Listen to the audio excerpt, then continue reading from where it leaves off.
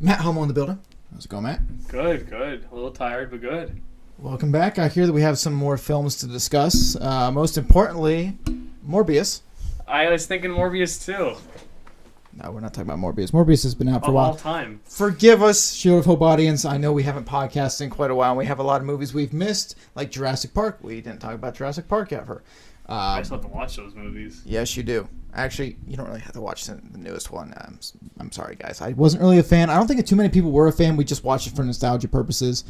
Jurassic World Series. Yeah. No, for the newest one. I don't think a lot of people were. Do you feel that way? The first one was really good. That's how I felt too. I didn't watch the second one was decent. This one kind of went Yeah. tanked a little bit, but still better than what Disney Star Wars has given us. So Okay. I can't All right, complain. that's fair. No, that's fair. We've missed a whole bunch of movies. I haven't seen the movie Nope yet. Still on the list, but want to see it. Bullet Train's coming out, but we are here to discuss one of the films that Matt has been raging about Morbius. and raving about and whatever about. It is Thor: Love and Thunder. Okay, debate time. What did you think of Thor: Love and Thunder? I thought it was a good comedy romantic movie. But if I'm talking about Thor as a character in a movie, I think it's probably it's there with Dark World. It's pretty close to. I think Dark World is definitely a level of just badness that isn't going to be recreated in a long time. But like I think I think Love and Thunder really does a good job at doing that without meaning to. I look at that movie and I sit here and say like too much. I'm a comedy guy. I love it, but like I feel like there was too much of a focus there.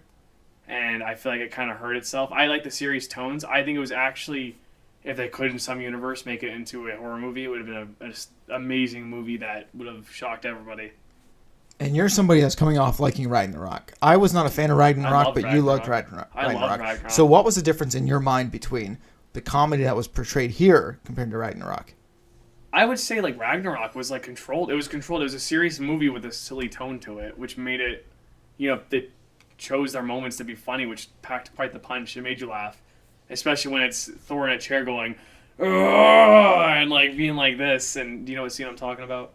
Absolutely not. In the beginning, he's like locked in the chair. I tuned out. All right, that's okay. There's just moments like that, or like when Thor and Hulk are fighting, and like that's my buddy, I know him from work, and then he gets hit. But just funny moments that you can find in the first Avengers, where those silly moments where Thor and Hulk went to do the fist bump and he got punched out of the way. Like those moments, those are gold that anyone will eat up any day.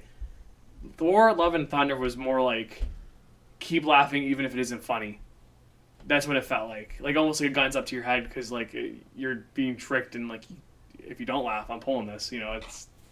That's kind of what it felt like. That made sense. Well, in my opinion, there was a lot more. It was 90% comedy, 10% serious. Yeah. In Love and Thunder. One of the reasons why I hated Ragnarok was because it was about a 70-30 split to me. It was 70% jokes, 30% real action.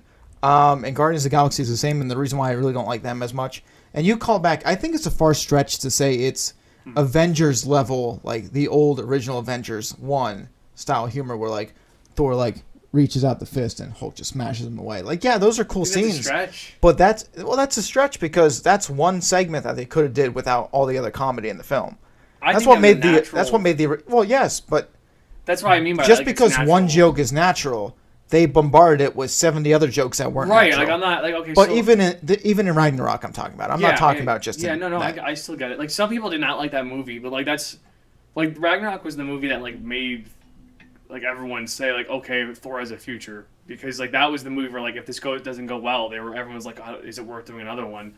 Hence why we got Thor: Love and Thunder. Obviously, storylines were attached to that, but I don't know. I would say like Thor: Love and Thunder. It was like it just focused too much on humor. I really think the villain that they had, like he was the only serious part to it, and he had hardly any screen time. And if you think about it, he like everything he did was like out of a horror movie. Honestly, like moving through the shadows, like stealing kids, like that's kind of messed up. Like he could have killed the kids, and like he would have won in a heartbeat, right? But like Thor was over here like figuring out how to like talk to Jane. Like it's like who cares, dude? Like go save the kids. Like why does this matter?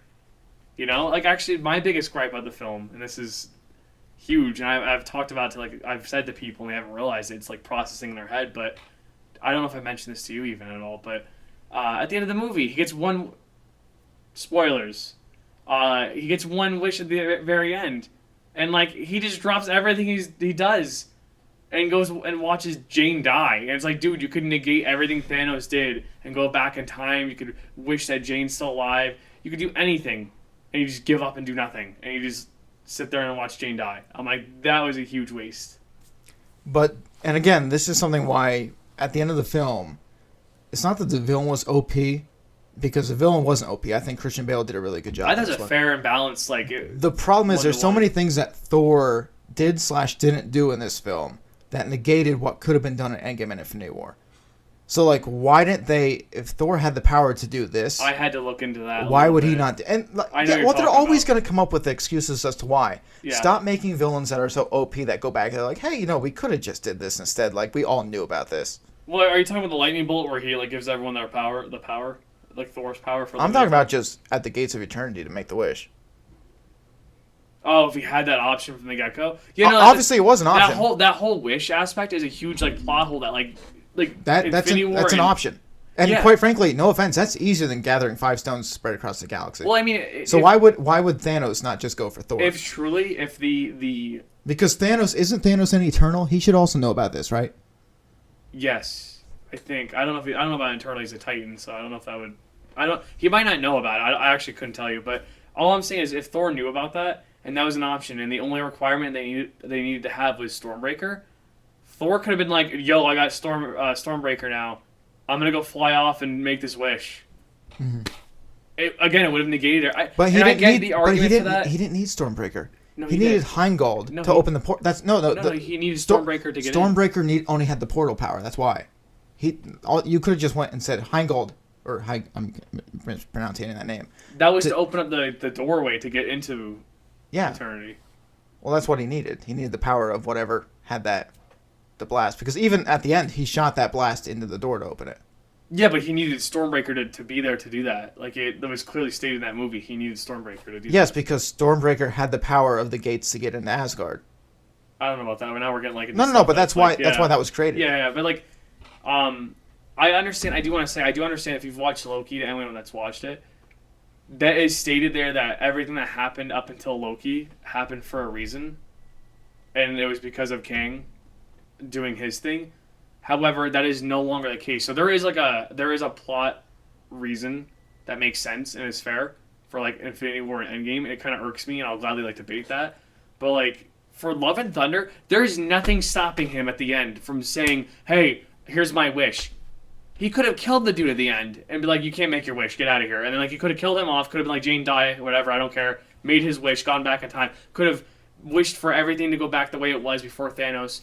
Make sure I retain my memory and I could fix things with Jane, I could fix things with the universe. He could have easily done anything. No, but like that's what really irks me about that movie is that he's just like, no, you know what, Jane's dying, I'll just watch it. It's a good show. Like it's like, what the hell? Oops. Well, it's all about love in this case, and that was referenced. And the one thing that I'm very upset about in a Marvel film was so much, and I know we're going to have a different kind of discussion on this, is I was not happy with, again, you asked if it was nudity, partial nudity in the film. I don't really care. That scene didn't bother me. It was the talking about the sexual activity, especially being it's a kid's film. There was so many references to orgies in that film. Yeah, there was. That was ridiculous. I'm sorry. And I told people specifically, don't go see this film with your kids. Like, there's people that were lined up to go. I was like, do not take your kids to go see this film. It was interesting how open they were. That is a problem. I understand. Now, don't get me wrong. There's people out there that have said this, like, and I understand. Greek mythology is big into sexualization. Okay, the gods are, like, they're big into that. All about that. That's all about that. Like, any god throughout history other than, like, the Bible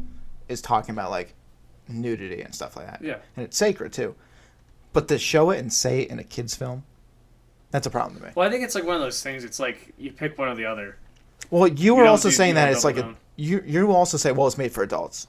Jake has also made the claim, well, it's made for adults. I was like, it's still made for kids. The issue I have. I mean, I know I said that, but like, this is an issue with all Marvel movies, and that's like, they are just PG movies with curse words thrown in there to make it PG-13. Like that's all. Like that is actually what they are, and which is I didn't know PG covered that much. But at the same time, like, that's kind of sad. You get, like, one F-bomb in, like, a PG-13 film. Yeah. The problem is, and again, this is the same thing, and God forbid, this is where I get crucified on the internet. I'm going to compare to anime, okay? Anime is not good. I do not like anime, okay? You can make an anime, and 12 million adults will sit down and watch it along with the kids, okay? You don't have to include this stuff in it, like they did in Thor, to make an adult film. Adults would have still came without that stuff. Adding nudity and saying different sexual activities does not make it an adult film in that case. Like, you could have easily sat down and did a pointless plot line with a bunch of different effects and got the same audience crowd to go that was adults. You didn't need to gear it that way towards adults. Because that's not humor that we're typically laughing at. I typically, like, the way you want to go about that, because to me, I mean, I'm not, like, truly upset about it, but, like, I look at that stuff as, like, you can either be creative about this and have some really good writing in there, or you can have, haha, he naked. But you should be upset about it, especially if you're, like, going to have kids in the future or whatever. Like, that's stuff that should affect you. I mean, like, that's I'm what just I saying, look at, though. Like, do you there want was a father movie? there was a father and son that walked out with his kid in our theater. And, like, what were they? Did you hear? Did they say anything, or were they just kind of like whatever? They walked out and never came back, and it was after the orgy comment. Because I know, And I was like, I know, applaud wouldn't that. like, I wouldn't care if I had a son or whatever, or a kid, girl, whatever. I'd be like, whatever. If they asked about it, like, when you're older, you'll find out. Well, no, they're gonna find out through the internet because that's what Disney and all these other companies do anyway. But I would just be like, hey, like, that's when, like, I'd explain, like, that's something, when you're older, you kind of... You should not be promoting that to children. Orgies. You shouldn't be promoting anything sexual in those films. I'm sorry, Marvel. You lost the plot, and you lost money too. I mean, you didn't lose money technically. It took 4 weeks for you to gross profit this weekend. So, that's saying anything, Marvel. I still think. I mean, I gotta say, I do think it is a good movie in its own way. I'm a tough sell on it because okay, Multiverse of Madness. That was probably the best attempt we're gonna get a horror movie in a long time. Like, we're not gonna get that again anytime soon, honestly. And if we do, I'd be amazed. Maybe we're something with Marvel Zombies if they ever start doing that animated show at some point. But as far as, like, this shouldn't have been a rom-com. It should have been a horror movie. I'm telling you. I know I've said that to people and they disagree, but I really see it that way. You have a villain who sticks to the shadows, a god killer, kidnaps children.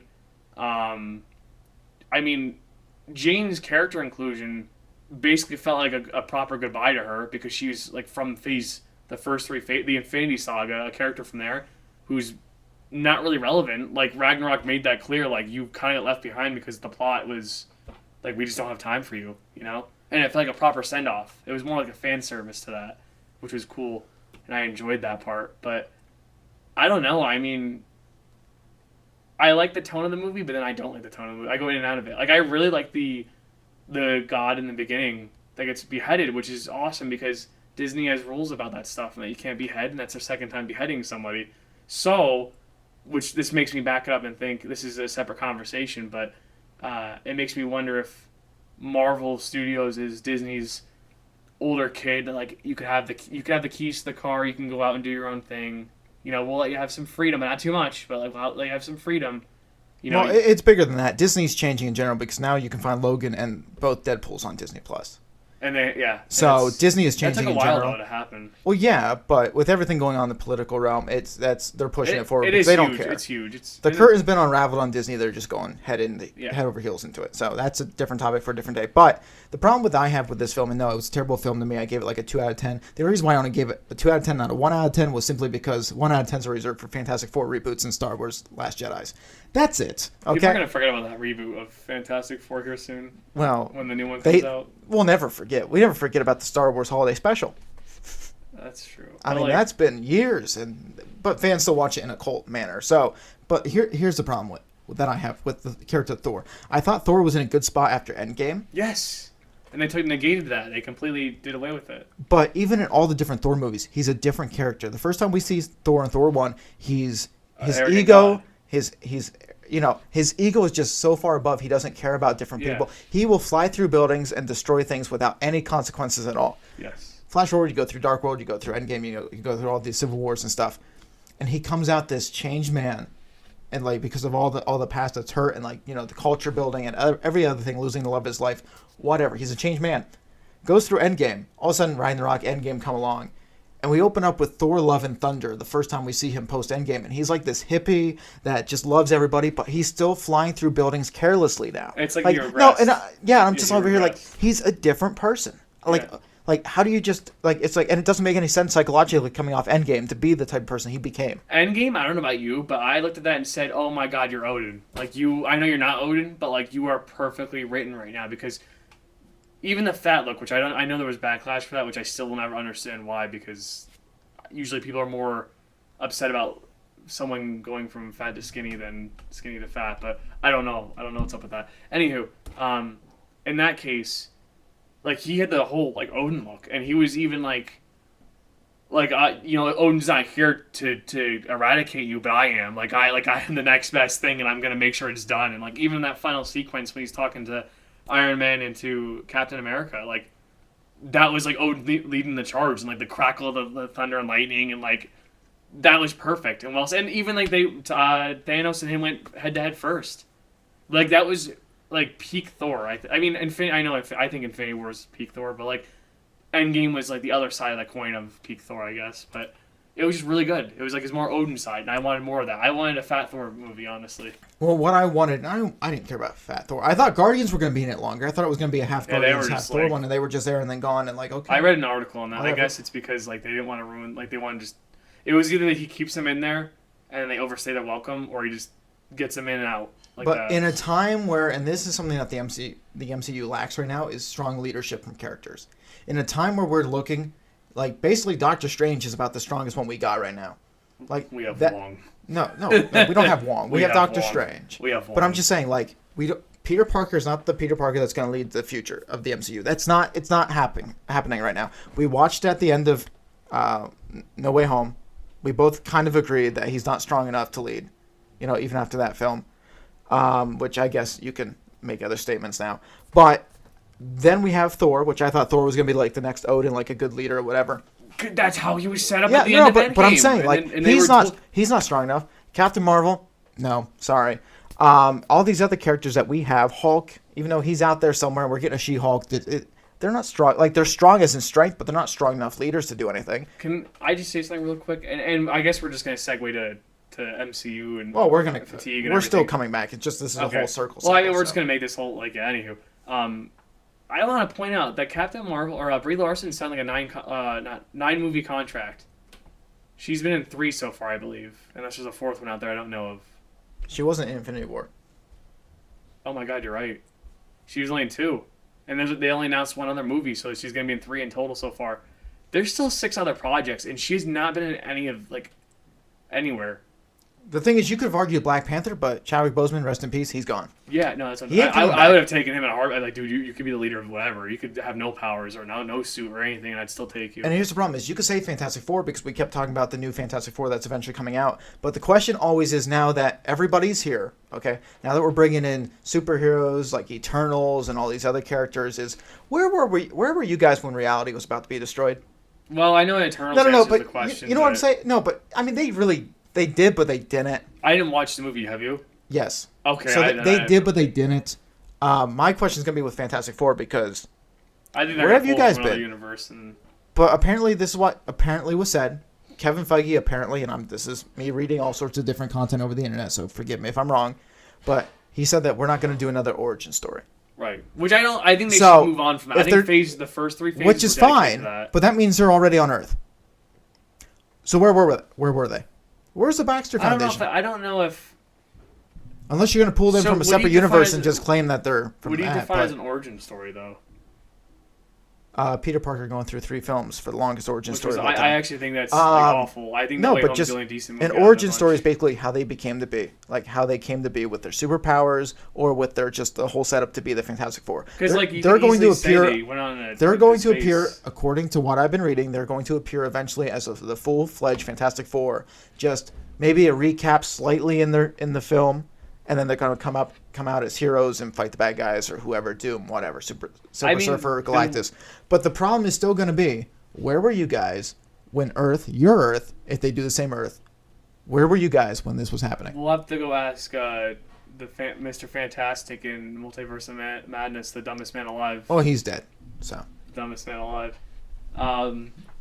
It was such. Oh my god, the writing was not helping him with that at all. But anywho, no, I mean the way I always interpreted that as they're pulling him from another universe.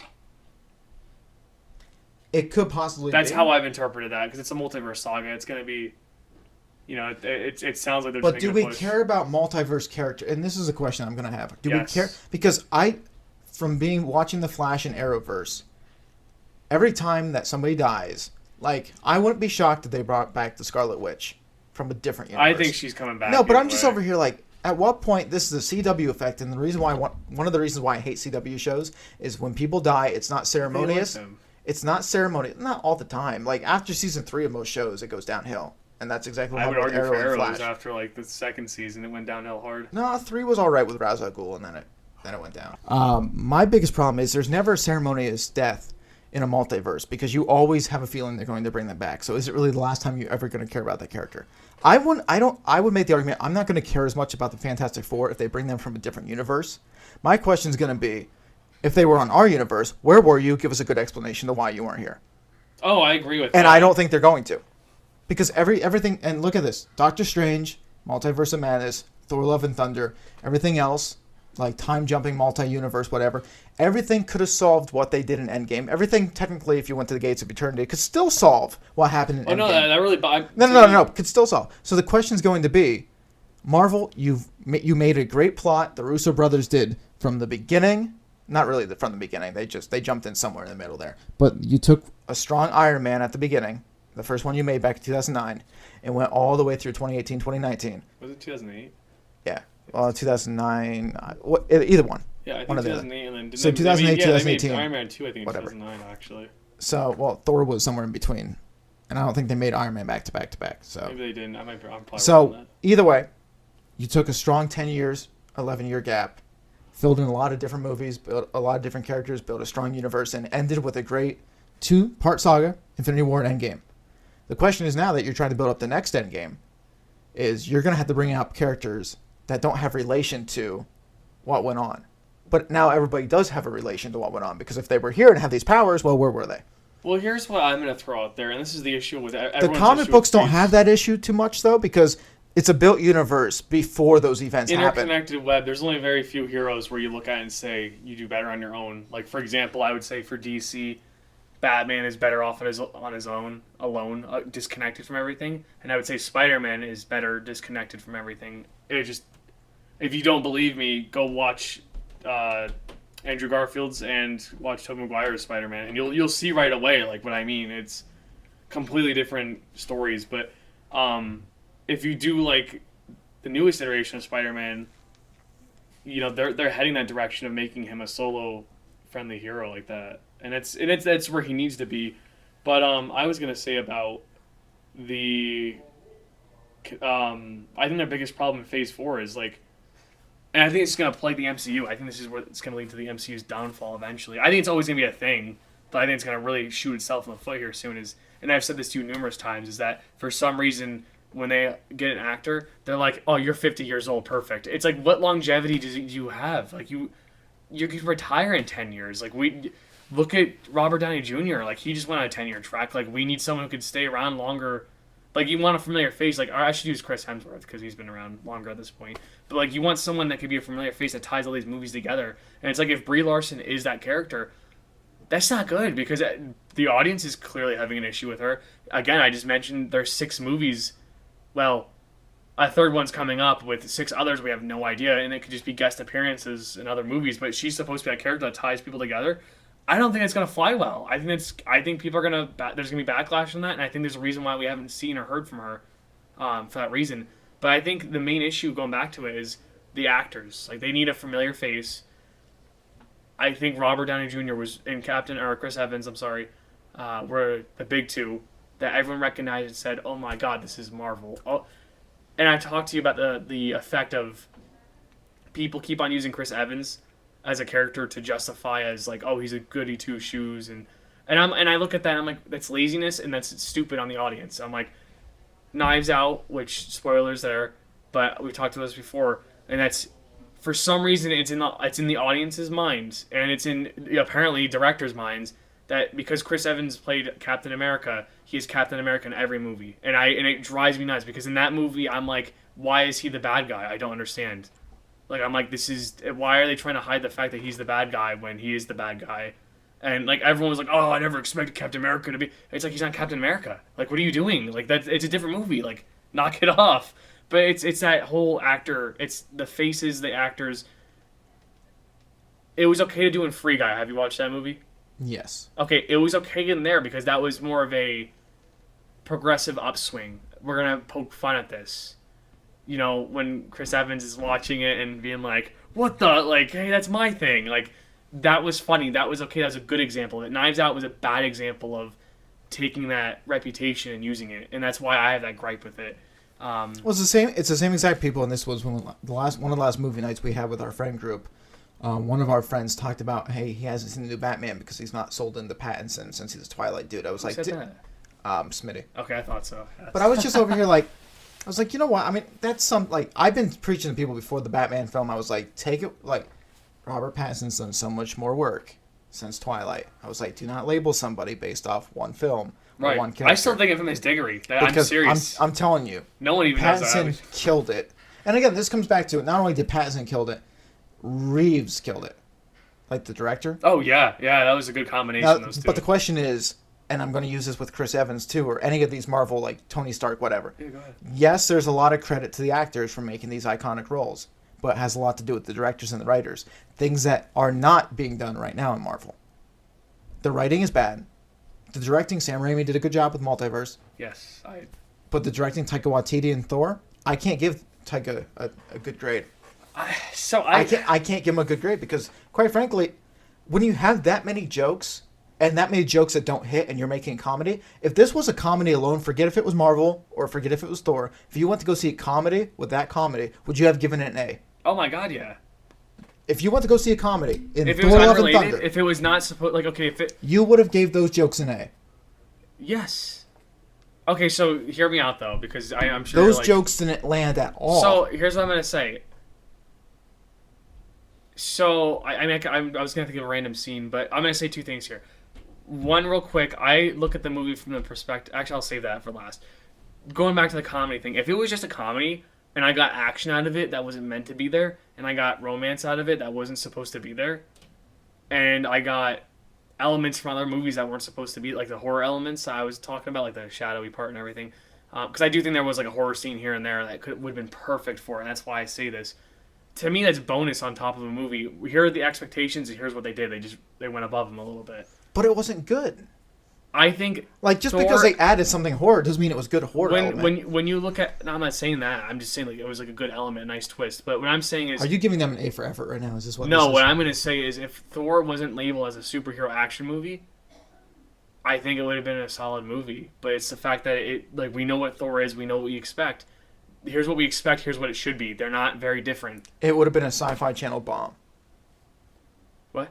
It would have been a Sci-Fi Channel, if you remember the old Sci-Fi Channel that made those Sci-Fi Channel films that were low budget. Yeah. It would have been a Sci-Fi Channel bomb if it wasn't attached to Marvel.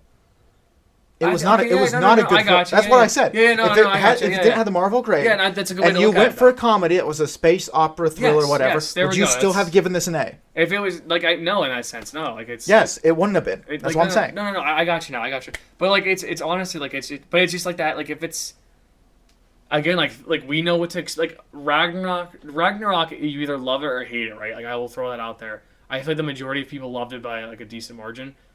With that being said, I think people expect in the Thor franchise to either get Thor the first movie or Thor Ragnarok. No one expected Dark World because they've come out and said like we're not going back down that alleyway again. That was bad. Infinity War showed that they were going to stick with the Ragnarok look. Endgame they leaned into it even more, which is even better. But they didn't go absurd. Love and Thunder was like, well, we clearly can't think of anything else that would work for Thor, so let's just go all the way in and just dive into this and spoil his character in that one thing. This was a film where we, again, getting back to what I was saying, was a film where we needed to see a true leader. Yeah. Especially a leader of the MCU.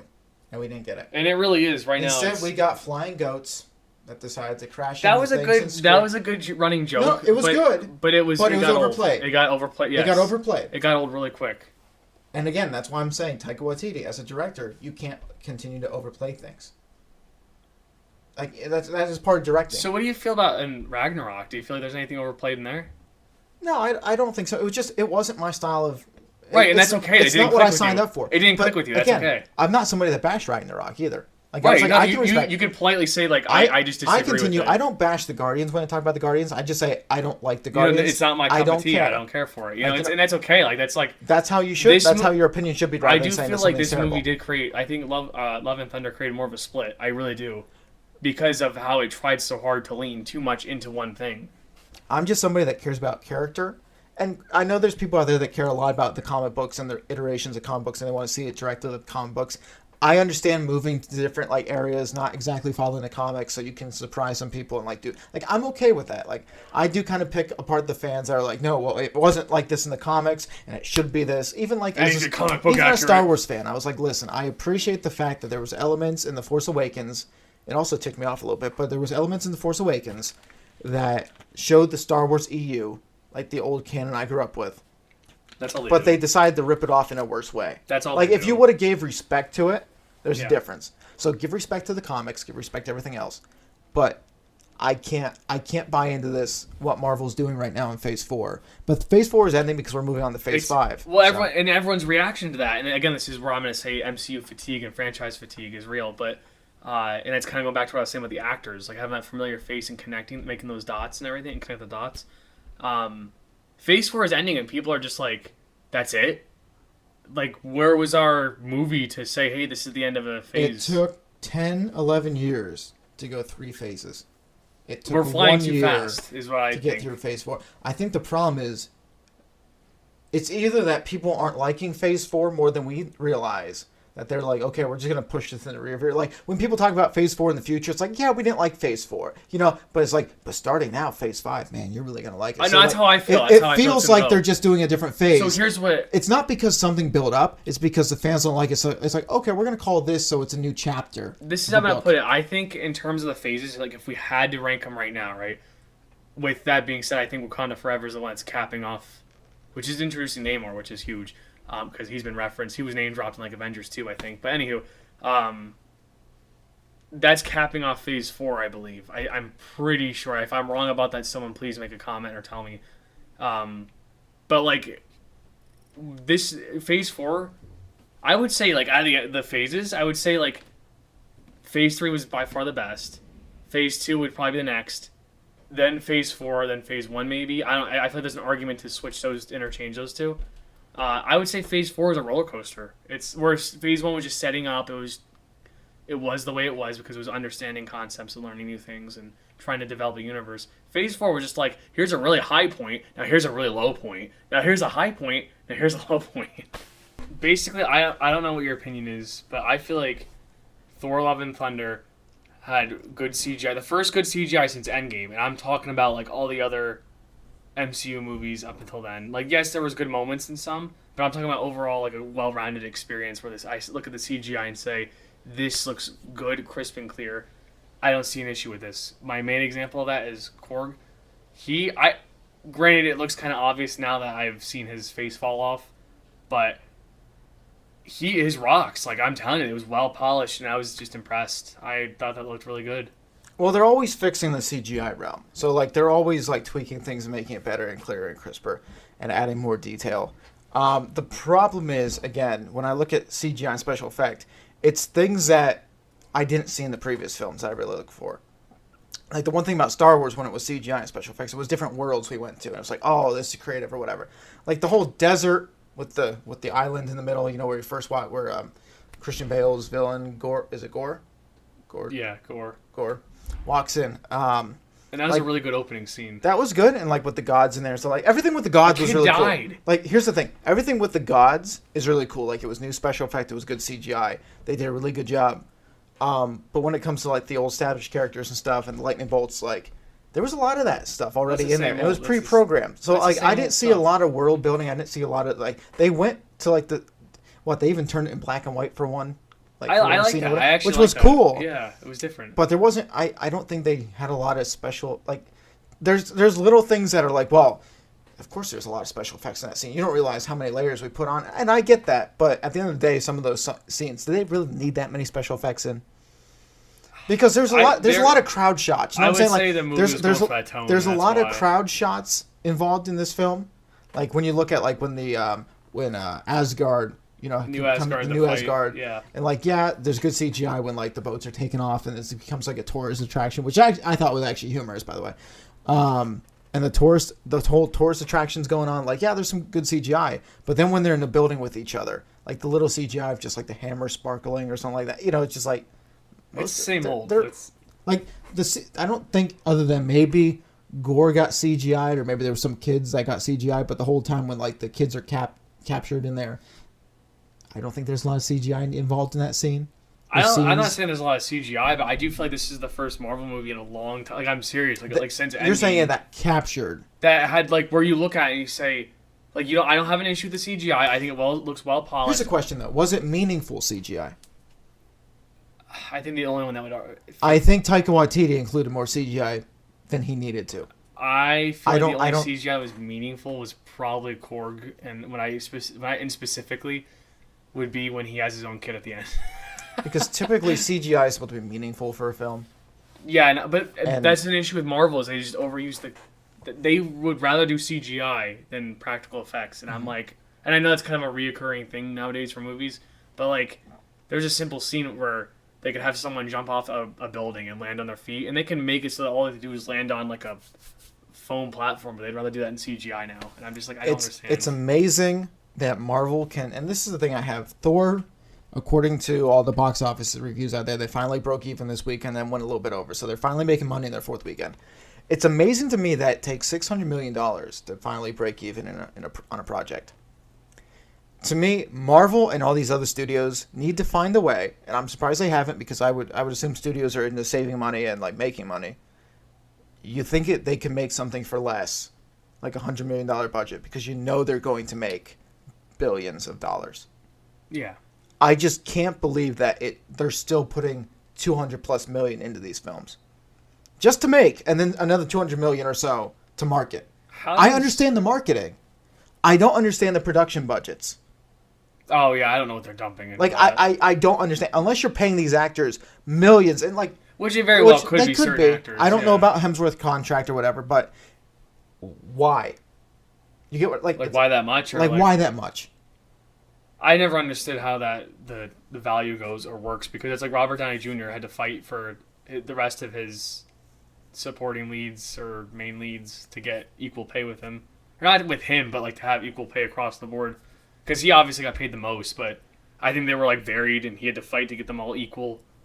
That way they weren't being the problem is, again, not everybody's on an equal playing field in life.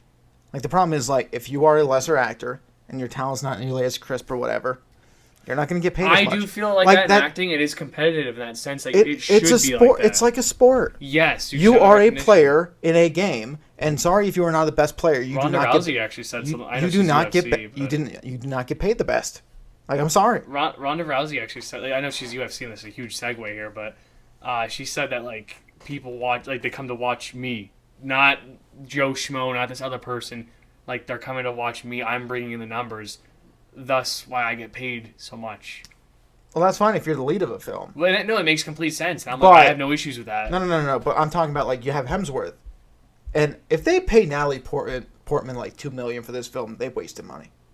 How do you feel about what she said about the final? Like when she whispered in his ear, you know, she came out and said she'll never tell anyone what that was. I feel like that's just her just trying to stir the pot and get people to watch the movie. I'm assuming they're going to bring her back in another universe. So I'm assuming.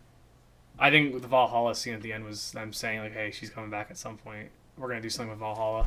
I just don't understand why she deserves to go to Valhalla.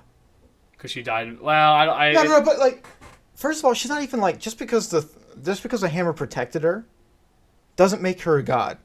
Like, aren't we just saying, like, that you gods... die in battle. Like, when you go to Valhalla, you die in battle. Yeah, if you're a god that dies in battle. I don't think that's how that works, though. I'm pretty sure. Because the one person... If you're a normal person... Okay, so here's my thing. Oh, my goodness. Valhalla... Assassin's Creed Valhalla. Was just for a certain culture, right? Like that was Viking lore? Yes. Okay. So would the Vikings have, if we're going based off Viking ideologies here. Wait. So if the hold on, time out. But if the Vikings died and they believed that if they died in combat they would go to Valhalla. Okay? Does that mean Loki went to Valhalla? I don't know. I don't care. So here's my problem though. Like if an American died in battle, I'm assuming the Vikings wouldn't say that you're going to Valhalla because it's a Viking thing, right? Like that's what they believe. I mean, yeah, but she could have been. So like my counterpoint to that would there's be no counterpoint. But she adopted the ways of that. She didn't culture. adopt the ways that tried to kill her. No, I mean what I'm saying. Oh, you're talking about the. Well, no, I would Thor disagree. and everything. I would disagree. I think at that point, if she tried to distance mantle, herself from his culture. Yeah, but she ended up coming back to it and being a part of it. Because she needed to be saved. Yeah, but she still that came doesn't back to mean it and, no. What do you mean? I disagree with that. That's like denying someone redemption at the very end of their life, and they had nobody's denying them redemption, but that religion is not set up for that. I'm not saying it is, but I'm just saying like maybe it was enough to, or maybe she was incorporated a part of it when Thor did the protect her always thing. Which also the one plot hole I'm sorry, when he told Mjolnir, make sure you protect her, and then it glowed and then it flashed, and that's why she was able to turn into Mighty Thor. Anywho, like maybe that was our way of adopting her into that religion, but her culture, whatever you want to call it. Anywho, one thing I just thought of that we did not talk about is how did they get all the pieces for the hammer? That's a good question. Because that was never explained, and I waited for it patiently. And that is a kind of a, it's not a significantly. Because you can never get all the pieces to that thing. Yeah, like that wasn't like a plot point where it's like, it wasn't like an Eternity Wish major plot hole. It was just kind of like a plot hole. Here's the thing: I don't understand how protecting her, like the hammer's job to protect her. I don't understand how it countered the hammer being smashed and broken. Like, why did the hammer come back together? Just I can protect? live with because it was no, but because of that. Yeah, but why couldn't Thor do it? Well, that's why I'm going back to with the whole this is how a did they problem. Get the pieces when we saw it, Also it was overplayed, by the way. We're talking about overplayed things like the goat and the yelling and stuff like that. They were overplayed. And the jokes were completely overplayed. I think it was overplayed. Yes, I did say I was a fan of things, but it was overplayed. Let's talk about the jealousy of the hammer. That was overplayed. Stormbreaker. Stormbreaker. Like, it was cool the first time. It was like a cool laugh when it peeked. It was like the first like 2 to 3 times was alright, and then like once I got to like the fourth time, Thor's like, giving it like stop. And then Thor's like petting it and giving it a beard. I'm over here like, are you kidding me? Yeah. Yeah, it was a bit excessive. Anyways, sorry. No, you're good. You're good. I mean, you nailed that home. I think it was like overplayed. That's how I probably describe that movie, is that overplayed concepts. Because that's a really good way to put that. But I was gonna say the way I look at this movie is like, if you take the beginning scene where her love dies in the beginning, so for like again like Gore is like the only character that like brought like a serious tone. Like I'm serious. Like his whole story was the only seriousness in that movie. So the very beginning and the whole God stuff, like tragedy followed by donning of his mantle, right, and wanting to kill everything or anyone or the gods or whatever. So there's that, right? That tone, if you look at that and you look at the end of the movie where they're in eternity and, ignoring Thor the Thunderhead because apparently he can't make a wish, but even though he was the healthiest one in that room, it really bugs me that he was like perfectly fine. He could have easily just taken Thor's body, yeeted him across the room, and be like, all right, I'm going to make my wish now. Like, it was that easy. But I have a psychological question right now too. Go for it. Maybe this is maybe I'm just overthinking this. So they open the doorway to eternity to get in there. Now they are in eternity asking for a wish, correct? Yes. Or is eternity just the? Is one eternity wish. the room, or is eternity the statue? Like once you get in there, it's like you. Yes. It's whatever they were at the very end. No, time out though. How does eternity work when you're in that realm? I'm assuming eternity like. No, but you know where the question that I'm going to ask is going? Like, no, I don't actually. Like, how do you make the wish? Is it a quantum realm thing? Oh, I don't know about that. Probably not. Like, where is time? Like, eternity, I would assume time would stop in eternity. It's forever, isn't it? Like, yeah. eternity's, yeah. So how did two characters die of time in eternity? Okay, that's another No. Hold on. That's like, another plot hole. Because that's I'm thinking. No, because I'm thinking. Eternity, it's either eternity's a statue and they're in, like, just a realm where eternity is, or they're in eternity asking for a wish. I could make the argument. So, Gore, I don't have an argument, but I could make the argument for Jane. I was going to say this earlier. Is that she could have already, like, died but because she was still in Mighty Thor mode, it could have carried her over enough. So like her body could have been like, we're done, like your time's up. But like Mighty Thor was like, it's still gonna carry through. Yeah, but she still shouldn't have died until she left the realm, technically. No, like I know I'm saying but, because but, time like, is what's killing her. Right. But I don't know. That would be my only argument there. But like that doesn't cover Gore. Like Gore is just kind of like, why are you alive, bro? Like, but like I don't know. I mean, and he ended up dying, and it's I don't know. That's another plot hole though. Like this movie has plot holes if you look carefully. I don't know. But anyway, maybe a Marvel fan can answer that. Maybe they're I would love to know that one. Maybe they're in a different realm. Maybe eternity. Maybe eternity is just like the statue. Maybe eternity doesn't live in eternity. Maybe which I think would be very ironic. I would find it very ironic that eternity does not live in eternity, but that's besides the point. Yeah. I just don't understand how they bled out in the room. Like I was thinking the same thing. Like while I'm sitting there, I'm like, you know what? I just thought I was like, it's annoying. fascinating that they like. This is the other thing too. If you lived in eternity, even if you didn't ask it for a wish, and you were dying. Yeah. Just live there. Yeah. Like you're not gonna die.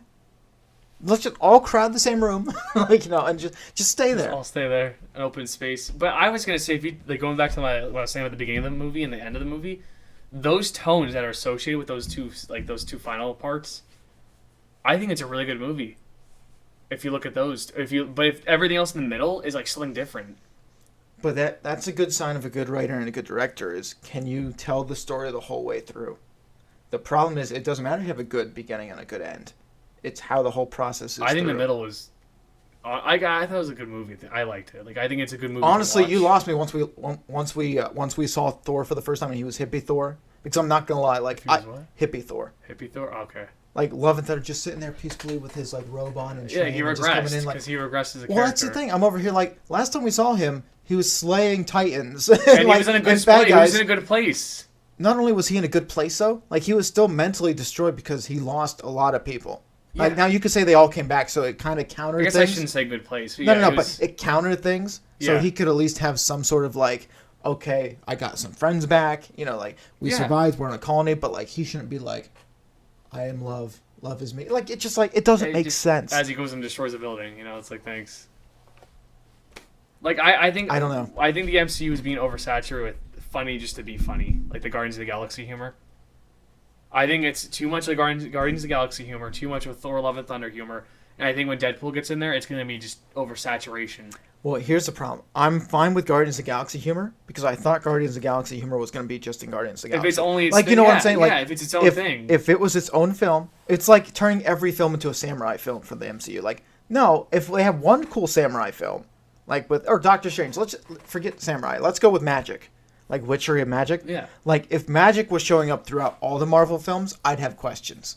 It's like, but considering it's in Doctor Strange, you go to see Doctor Strange for the magic. That reason, yeah. It's like that's why we like these characters. Keep their abilities and keep what surrounds them, like their problems, with them.